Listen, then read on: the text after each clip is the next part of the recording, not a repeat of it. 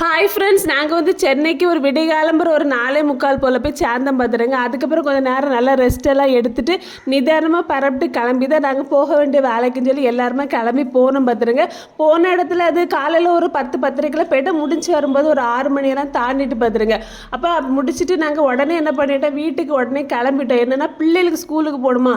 அப்போ அங்கே நான் முதல்ல அங்கே சென்னையெல்லாம் சுற்றி பார்க்கணும் தான் நினச்சோம். ஆனால் பிள்ளைக்கு அர்ஜென்ட்டாக ஸ்கூலுக்கு போட்டதுனால நாங்கள் வந்துட்டோம். அப்போ வர வழியிலே சாப்பாடை முடிக்கல சொல்லிட்டு ஒரு தள்ளுவண்டி கடையில் நாங்கள் சூப்பரான தோசை இறச்சிக்கறி நல்லா தண்ணி மாதிரி வச்சுருந்தாங்க. அந்த தோசையில் ஊற்றி அப்படி குழச்சி சாப்பிட செம்ம டேஸ்ட்டாக இருந்து. அப்புறம் எனக்கிட்ட ஒரு சின்ன பிரச்சனை என்னென்னா, நான் வண்டியில் யாருனோட காற்றுப்பட்டோட நான் நல்லா தூங்கிடுவேன் பார்த்துருங்க.